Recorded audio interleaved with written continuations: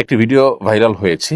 এক প্রবাসী বাংলাদেশে সৌদি কফিলের জন্য সান্ডা ধরেছেন। প্রশ্ন হলো, সান্ডা খাওয়া জায়েজ আছে কিনা? গুই সাপ জাতীয় একটা প্রাণীর কথা সহিহ বুখারীতে এসেছে, যেটা আমাদের বাংলাদেশে অনেক এলাকায় সান্ডা বলে থাকে। এই সান্ডা লাগা মারছে। এই ধর কফিলের পুত দেখাইবো ধর। এই জিনি ধর। কই গেল? ঠান্ডা ভালুক এই না ধরছি। এই যে নে। ইয়া হল্লা পুল্লা ঠান্ডা বাত্তি হইছে না, খাইতাম না। সান্ডা পেয়ে গেছি রে পাইরে।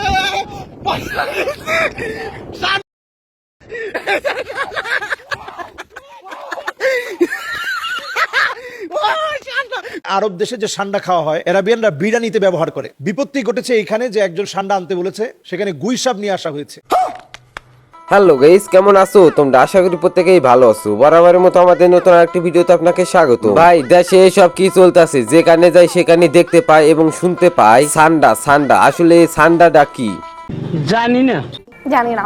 আরে আপনারা জানেন না তাই কি, আমি তো আছি, আমি বলতাছি। সান্ডা হলো একটি প্রাণী যেটি আরব দেশে মরুভূমিতে থাকে। সেই মরুভূমি থেকে ধরে নিয়ে কপিলেরা খায়। এটা কি খাওয়া যায় আছে কিনা তা নিয়ে মেজানুর রহমান আজহারি শাহেক আহমদুল্লাহ কি বললো দেখুন।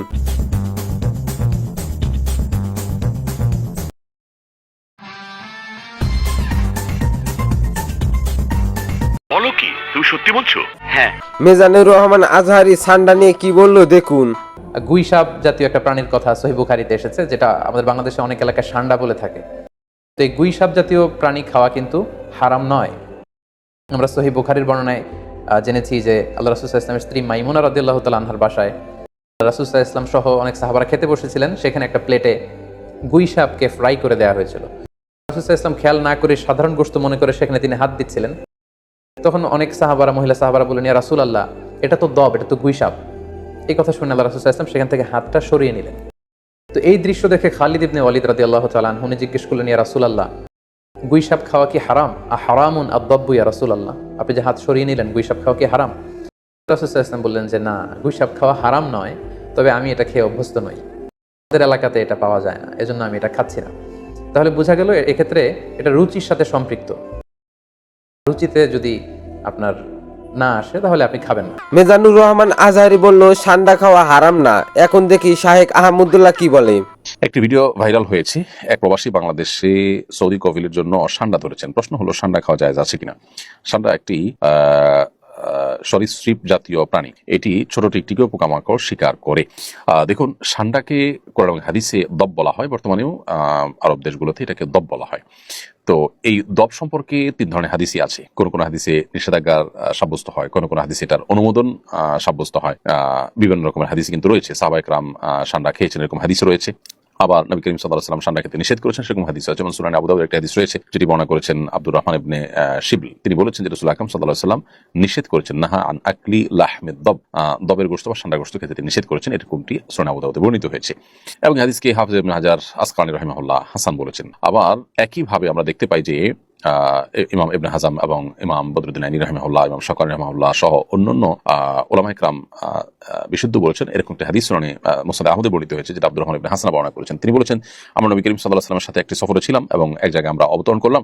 সেখানে প্রচুর পরিমাণ সান্ডা ধরা পড়ছিল। তখন সেই সান্ডাগুলো আমরা ধরলাম এবং জবাই করলাম। জবাই করার পর এটা পাতিলে যখন রান্না করা হচ্ছিল, রাসূল আকরাম সাল্লাল্লাহু আলাইহি ওয়াসাল্লাম বের হয়ে বললেন যে বনী ইসরাইলের কিছু লোক তারা আপনার হারিয়ে গিয়েছে এবং আমি ভয় করছি, আশঙ্কা করছি যে এই সান্ডা বনী ইসরাইলের মধ্যে কিছু প্রাণী প্রজাতি হারিয়ে গেছে, এই সান্ডা তাদের অন্তর্ভুক্ত বা এটাই সেটা আমার মনে হচ্ছে। তো এখানে নবী করিম সাল্লাল্লাহু আলাইহি সাল্লাম এই প্রাণী অর্থাৎ সান্ডা খাওয়ার পর তিনি নিরুৎসাহিত করেছেন। হাদিসে সেটি রয়েছে। আব্দুল্লাহ ইবনে আব্বাস রাদিয়াল্লাহু আনহুমা থেকে বর্ণিত একটা হাদিস সহিহ মুসলিম বর্ণিত হয়েছে। তিনি বলেন যে নবী করিম সাল্লাল্লাহু আলাইহি সাল্লামের কাছে হাদিয়া হিসাবে কিছু জিনিস পেশ করা হয়েছিল, এর মধ্যে সান্ডাও ছিল।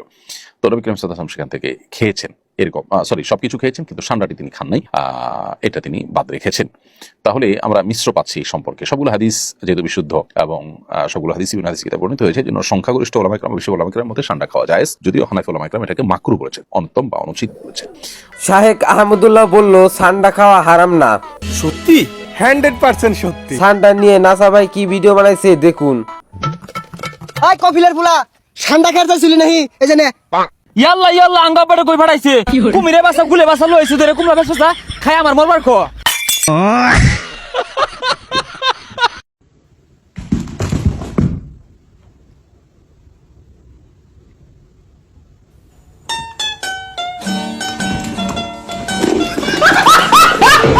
চলেন ঠান্ডা নিয়ে কিছু ফানি ভিডিও দেখে আসি। ভাই ভাই আপনি দৌড়েন কেন? আরে শান্তা শুনবে শান্তা, শান্তাটা দৌড়লেই প্রমোশন। কোকিলে বলছে ভালো একটা বিল দিবে।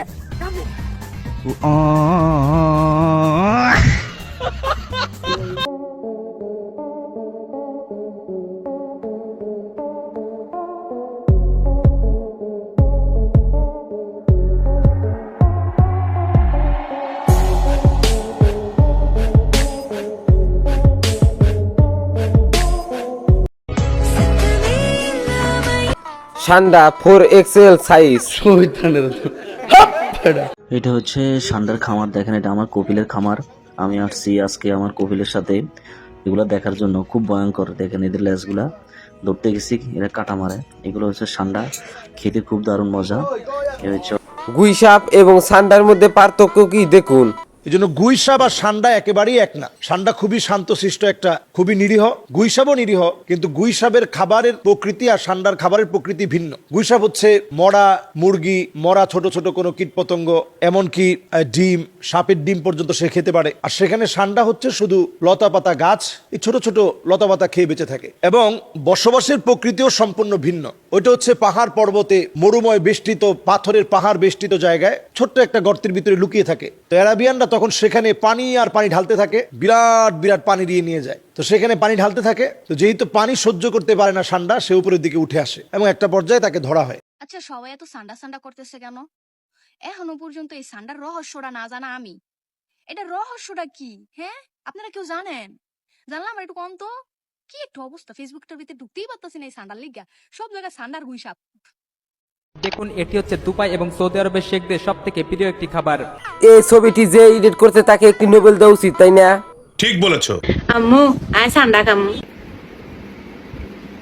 কি আন্ডা খাবি? আরে আন্ডা নো তো, সান্ডা সান্ডা বেকে খারে সোনা। হ্যাঁ, ইগুলে না। কি করে?